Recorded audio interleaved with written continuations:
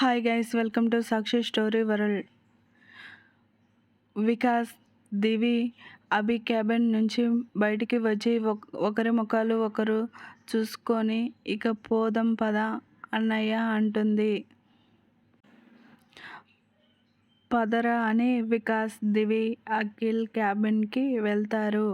అఖిల్ దివిని, వికాస్ని చూసి ఏంటి ఫేస్ అలా పెట్టుకొని వచ్చారు అని అడుగుతాడు. ఏం లేదు పద భోజనం చేద్దాం అని అంటారు. ముగ్గురు కలిసి భోజనం చేస్తారు. తర్వాత ఎవరి వర్క్ వాళ్ళు చేసుకుంటూ ఉంటారు.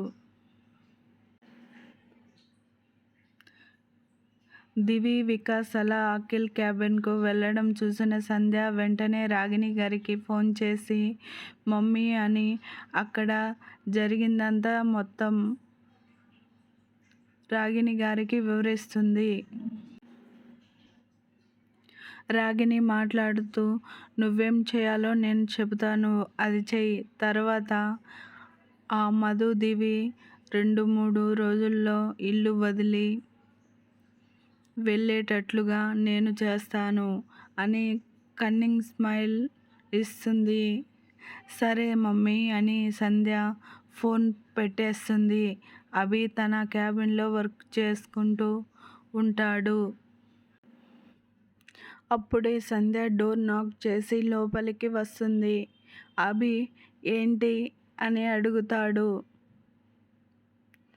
సంధ్య వర్క్లో డౌట్ బావా అని ఒక ఫైల్ తీసుకెళ్ళి అభి దగ్గరకు వెళ్తుంది.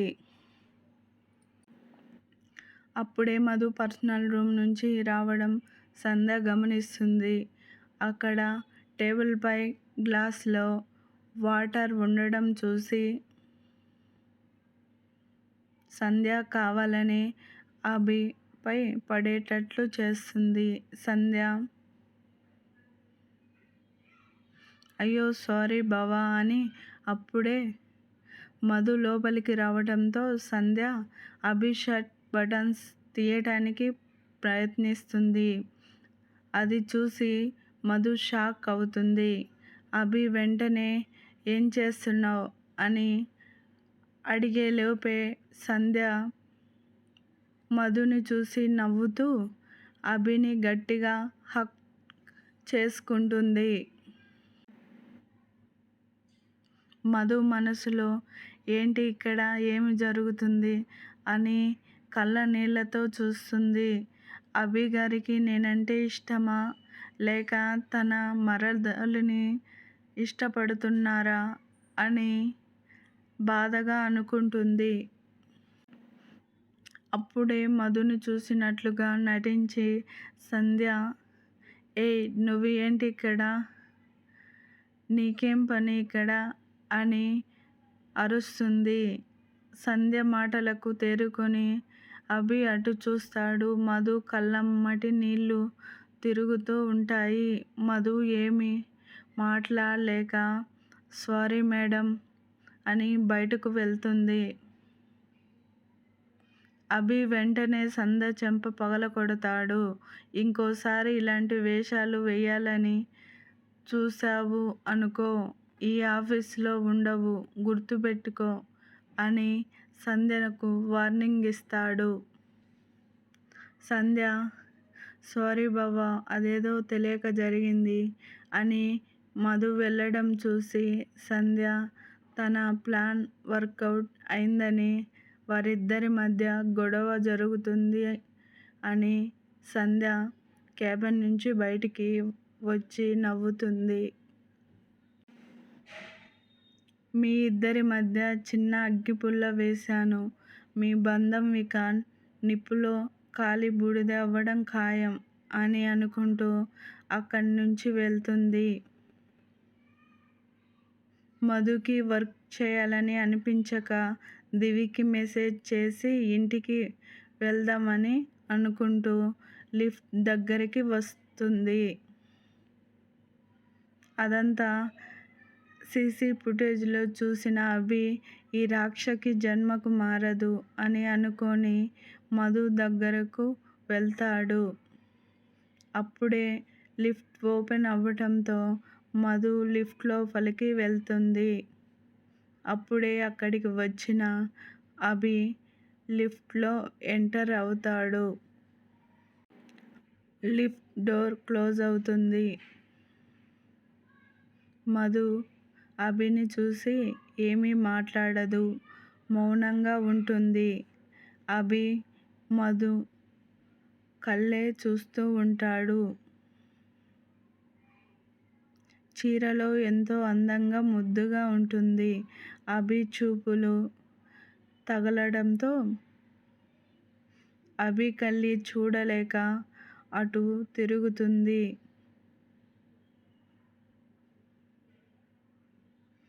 అభి ఎమ్మటే తనకు అదుముకొని భుజంపై పెదవులు ఆనించి మళ్ళీ నా నుంచి తప్పించుకోవాలని చూస్తున్నావా అని బైట్ చేస్తాడు.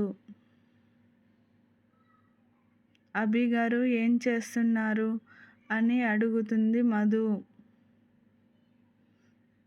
ఏం తెలియకుండానే ఒక పాపకు తల్లి అయ్యావా అని అంటాడు అభి. మధు బుంగమూతి పెట్టుకొని అభి కళ్ళి చూడలేక నేను ఇంటికి వెళ్ళాలి అనుకుంటున్నాను అని చెబుతుంది. అభి సరే పోదాం పద అని అభి కారు తీసుకొస్తాడు. మధు సైలెంట్గా కారు ఎక్కుతుంది.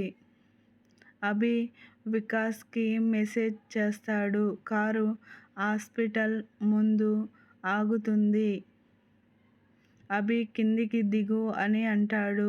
మధు ఇక్కడికి వచ్చాము ఏంటి అభి గారు అని అడుగుతుంది.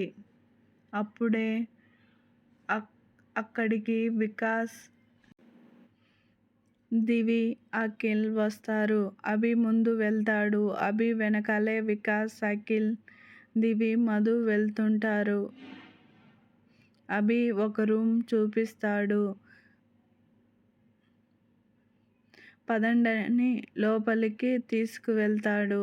అక్కడ బెడ్ పై ఉన్న వ్యక్తిని చూసి మధు గట్టిగా నాన్నగారు అని ఏడుస్తుంది.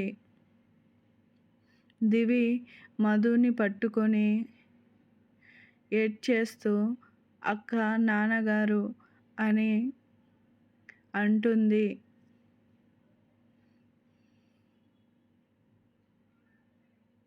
మధు ఎమ్మటే తన కళ్ళ నీళ్లను తుడుచుకొని బెడ్ పై ఉన్న రాఘవయ్య గారి దగ్గరకు వెళ్ళి నాన్నగారు ఏమైంది మీకు, ఎందుకు ఇలా ఉన్నారు అని ఏడుస్తూ ఉంటుంది. అభి మధుని బయటకు తీసుకువచ్చి మీ నాన్నగారికి ట్రీట్మెంట్ జరుగుతుంది. ఈ రూమ్లో ఎక్కువసేపు ఉండకూడదు అని చెప్పి అఖిల్ దివిని తీసుకువెళ్ళు అని చెప్తాడు. సరే అని చెప్పి అఖిల్ దివిని తీసుకువెళ్తాడు. పద వికాస్ మనము వెళ్దామని అభి, మధు, వికాస్ ఇంటికి బయలుదేరుతారు. దారిలో అభి ఒక నిర్మానుష్యమైన ప్రదేశంలో కారును ఆపుతాడు. మధుతో దిగు అంటాడు. అభి, వికాస్ కూడా దిగుతారు. అభి మధుతో ఇప్పుడు చెప్పు అసలు కారణం అని అడుగుతాడు.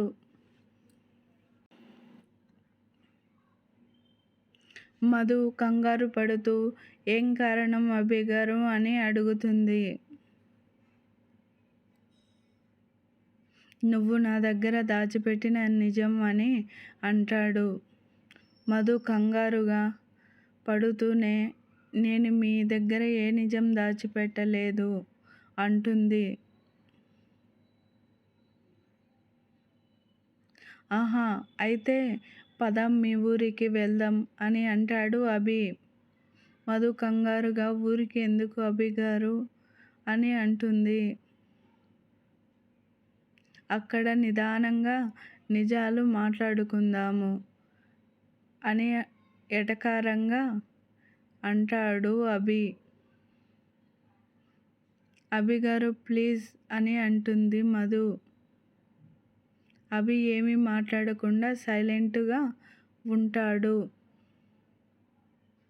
మధు ఇక చెప్పక తప్పదు అనుకొని నేను ఇల్లు వదిలి వెళ్ళడానికి కారణం మీ అత్తయ్య గారు రాగిణి అని ఆ రోజు ఏం జరిగిందో చెబుతుంది. ఆ రోజు మీరు నాతో మాట్లాడి రూమ్ నుంచి బయటకు వెళ్ళిన తర్వాత రాగిణి గారు నా రూమ్లోకి వచ్చారు. రాగిణి రాగానే మధు బెడ్ నుంచి లేచి నుంచుంటుంది. రాగిణి మధు జుట్టు పట్టుకొని తండ్రిని చంపినట్టే నా అల్లుడిని చంపాలని చూస్తున్నావా అని అంటుంది. నేను నా తండ్రిని చంపడం ఏంటండి అని అడుగుతుంది మధు. మళ్ళీ భయంగా మా నాన్నగారికి ఏమైంది?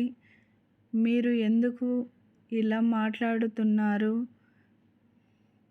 ఇదంతా అబద్ధం కదా అని ఏడుస్తూ అడుగుతుంది రాగిణి. ఏంటి అబద్ధం? నీ ఫోటో పట్టుకొని మనుషులు వెతుకుతున్నారు.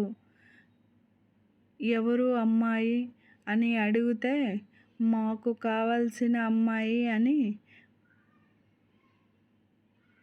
మీకు ఈ అమ్మాయి తెలుసా అని అడిగాడు. నేను ఏం తెలియదని చెప్పాను. తరువాత నాకు డౌట్ వచ్చి నీ గురించి కనుక్కుంటే నిన్ను వాడెవడో ప్రేమించాడంట కదా, వాడు నీ తండ్రిని చంపేశాడు.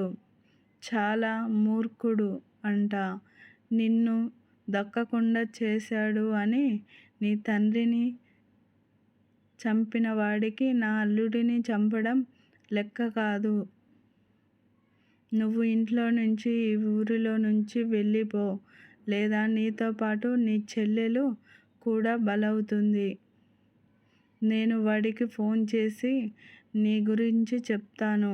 నువ్వు ఇక్కడ ఉన్నావని చెప్తాను. మా కుటుంబాన్ని రిస్క్లో పెడతావో, నీ సమస్యకు నువ్వే పరీక్షించుకుంటావో నీ ఇష్టం. నువ్వు మాత్రం ఇక్కడి నుంచి వెళ్ళాలి అని చెబుతుంది. అది విని మధు బాధగా మేము ఇప్పటికిప్పుడు ఎక్కడికి వెళ్తాము మేడం అని అంటుంది. నాకు తెలియదు. మీరు అయితే ఇంట్లో నుంచి వెళ్ళిపోవాలి అని చెప్పి అక్కడి నుంచి వెళ్ళిపోతుంది రాగిణి. ఇది జరిగింది అని అభికి చెబుతుంది మధు.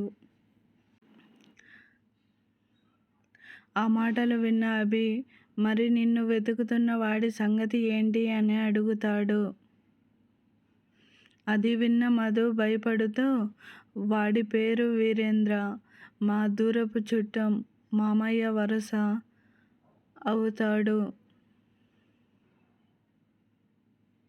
చాలా క్రూరుడు. ఇంతకుముందే 2 పెళ్ళిళ్ళు అయ్యాయి. పిల్లలు పుట్టడం లేదని వారిని చంపేశాడు. నేను ఒకరోజు కాలేజీకి వెళ్ళి వస్తుంటే నన్ను చూశాడు. నాన్న దగ్గరకు వెళ్ళి నన్ను ఇచ్చి పెళ్లి చేయమని అడిగాడు. నాన్నగారు కుదరదు, మధు చదువుకుంటుంది అని చెప్పారు. అప్పుడే నా చెల్లిని వాళ్ళకి ఎదురు చెప్తుందని దాని గొంతు పట్టుకున్నాడు. చాలా కష్టంగా విడిపించాం. అలా రోజు వచ్చి వాళ్ళు నన్ను బెదిరించడం మొదలుపెట్టారు. ఇక తట్టుకోలేక నాన్నగారు వాడి వేధింపులు ఎక్కువయ్యాయి అని నాన్నగారికి చెప్పాను. నాన్నగారు నేను చూసుకుంటాను అని వాడు లేని సమయంలో నాన్నగారు మమ్మల్ని చదువు కోసం మీరు తెలిసిన వారని మీ దగ్గర వదిలిపెట్టారు అని చెబుతుంది. సరే, నా దగ్గర ఏం నిజాలు దాచడం లేదు కదా అని అడుగుతాడు అభి. ఏమీ లేదు అభి గారు అని చెప్తుంది మధు. ఇక పద కారు ఎక్కు అని అంటాడు అభి. ముగ్గురు ఇంటికి బయలుదేరుతారు.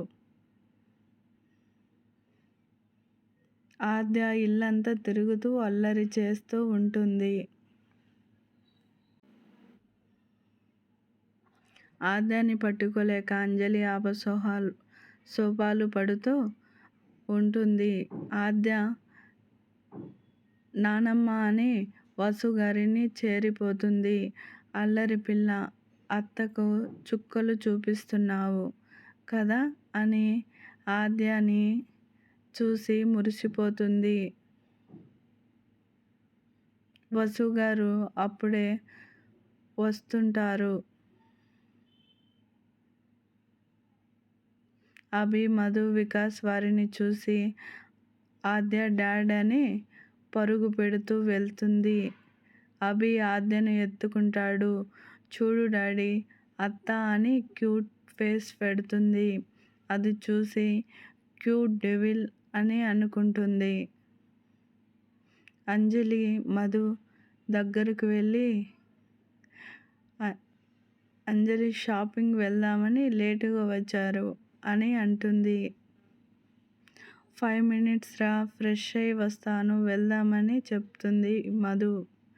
సరే అని ఆద్య బంగారం, మనం కూడా ఫ్రెష్ అయ్యి వద్దాం పద, ఆడుకొని అలసిపోయాం అని అంజలి ఆద్యను తీసుకొని వెళుతుంది. మధు ఫ్రెష్ అయ్యి శారీ కట్టుకొని వస్తుంది. అభి బాల్కనీలో సిగరెట్ కాలుస్తూ ఏదో ఆలోచిస్తూ ఉంటాడు. మధు అభి వెనక నుంచి హగ్ చేసుకొని థ్యాంక్స్ అభి గారు, మా నాన్నగారిని కాపాడినందుకు అని చెప్తుంది. అభి సీరియస్గా, నేను నీకు అంత భార్యను కాపాడుకోలేని అసమర్థుల్లా కనిపిస్తున్నానా అని అడుగుతాడు.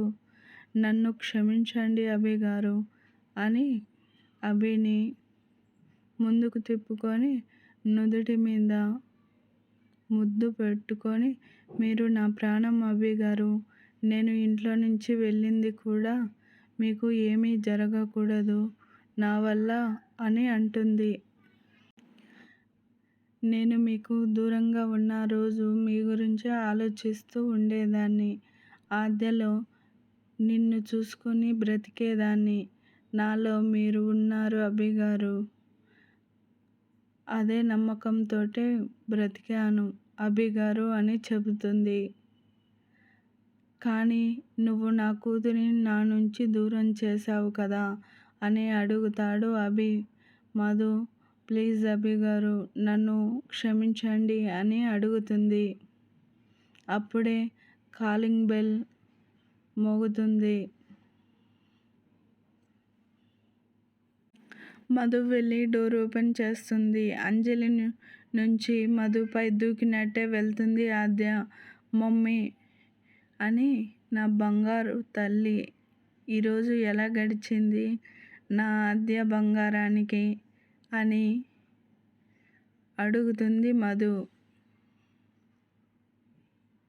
నైస్ మమ్మీ, నాకు ఇక్కడ చాలా బాగా నచ్చింది తెలుసా అని ఆద్య కళ్ళు చక్రాల్లా తిప్పుతుంది.